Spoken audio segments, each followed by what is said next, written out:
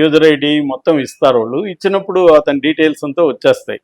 So details వచ్చినప్పుడు అతను present ఎక్కడ ఉన్నాడు ఏంటనేది పట్టుకొని నోటీసులు ఇస్తారు. ఫస్ట్ నోటీసులు ఇచ్చిన తర్వాత అతను రిప్లై ఇవ్వాల్సి ఉంటుంది.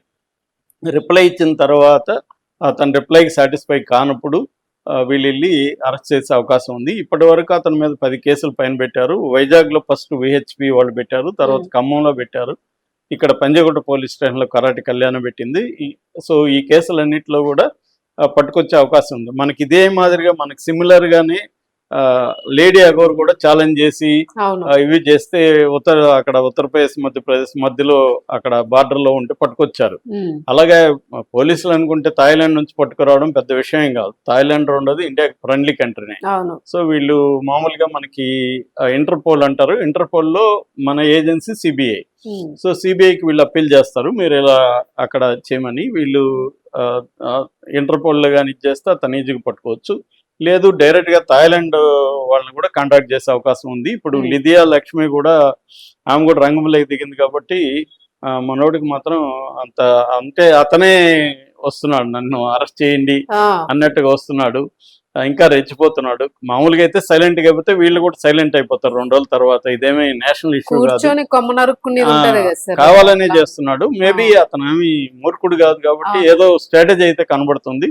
మరి వచ్చి ఇంకా పాపులర్ అయ్యి రాజకీయాల్లోకి ఎంటర్ అవ్వాలా? ఎందుకంటే అతనికి ఒక 2-3 రౌండ్లు తిరిగేస్తాడు, ఇంక తిరగడానికి ఏమి దేశాలు లేవు కాబట్టి వీడియోలు కూడా ఇంక కొత్త వీడియోలు ఏం పెడతాడు అవే అయిపోయింది కాబట్టి డబ్బులు ఉన్నాయి.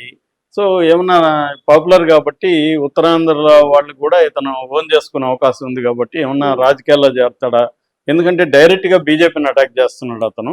సో బీజేపీని అటాక్ చేస్తున్నాడు అంటే అతను రాజకీయాల్లో చేరేట్టుకుంటే వైసీపీలో చేరే అవకాశం ఉంది. కాబట్టి ఏమన్నా ప్రజాశాంతి పార్టీ అట్లా ఏమన్నా కూడా చేయొచ్చు, ఏదన్నా వేరేది కూడా చేయొచ్చు. అంటే మెయిన్ స్ట్రీమ్ లెక్క రావాలనుకుంటే వైసీపీ, కానీ వైసీపీ వాళ్ళు అతనికి టికెట్ ఇప్పుడు ఇచ్చే పరిస్థితి ఉందని నేను అనుకోను. కాబట్టి మీరు అన్నట్టు ఇంకా వేరే ఏదన్నా లోకల్ చిన్న పార్టీలు ఆల్రెడీ ప్రజాశాంతి పార్టీ వాళ్ళు కూడా ఇచ్చే అవకాశం ఉంది. ఎందుకంటే తను బత్తాయిని తిడుతున్నాడు కాబట్టి క్రిస్టియన్స్ సపోర్ట్ చేస్తున్నారు, కానీ అతను మాత్రం నేను హిందువునే అని విగ్రహాలు పెట్టుకొని తిరుగుతున్నాడు. నిన్న కూడా ఆంజనేయ స్వామి విగ్రహాన్ని ఎదురుగా నాకు ఆంజనేయ స్వామి కళ్ళ కనబడ్డాడు. నువ్వు పోరాడరా అన్వేషు, ప్రజల మీద అదే ప్రజల్లో చాలా అజ్ఞానం ఉంది, బత్తాయిలతోనే ఎదుర్కోని కూడా అన్నాడు. నాకు అర్థం కాలేదు, మీరేమన్నా చెప్పండి అని సెటైర్లో వేస్తున్నాడు. తర్వాత నువ్వైతే చాలా నిస్వార్థంగా ఉంటావు, ఏ సబ్స్క్రైబర్ ను కూడా ఇప్పటి వరకు నువ్వు యూజ్ చేసుకోలేదు, ఇంత చేశాడు అనమాట. కల్లో మళ్ళీ విష్ణుమూర్తి కూడా కళ్ళ కనబడ్డాడు. ఆంజనేయ స్వామి కళ్ళ కనబడ్డాడు స్వామి అని ఈయనకి చెప్పాడంట. పర్వాలేదు నేను కూడా చెప్తున్నానని మళ్ళీ అతను చెప్పాడంట. ఇలా పెడుతున్నాడు అనమాట వీడియోలు వరుసగా. అతను తగ్గట్లేదు, అంటే గట్టిగానే పడతారు సార్. అదంతా ఓవర్ యాక్షన్ ఉంది, బాగా ఓవర్ యాక్షన్ ఉంది. అంటే జనాల్లో బాగా వ్యతిరేకత ఉంది, కానీ పోలీసులు ఎంత సీరియస్ గా తీసుకుంటారు అనే దాన్ని బట్టి.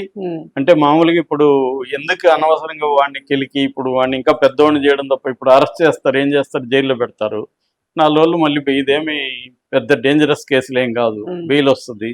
బెయిల్ వచ్చినాక మళ్ళీ వీడు ఇదవుతాడు కదా, ఎందుకు అనుకునే అవకాశం ఉంది. సైలెంట్గా ఉంటే ఇది అయిపోతుందిలని. ఎందుకంటే ఇలాంటి జనరల్ కేసులు చాలా వస్తుంటాయి పోలీసులకి. దీనికోసం ఇప్పుడు ఇవన్నీ చేసి చేయాలనా అని, అంటే వేరే దేశాల్లో ఉండి తెప్పించాలంటే పొలిటికల్ డెసిషన్ తీసుకోవాలి. పోలీసులు డెసిషన్ తీసుకోరు. పొలిటికల్ డెసిషన్ తీసుకోవాలంటే ఇక్కడ కాంగ్రెస్ పార్టీ, రాజకీయ నాయకులు ఎంటర్ కావాలి. ఇప్పటి వరకు బీజేపీ పార్టీ కానీ వీళ్ళు ఎవరు ఎంటర్ కాలేదు కాబట్టి ఆ స్థాయిలోకి వెళ్తుందా అనేది చూడాలి.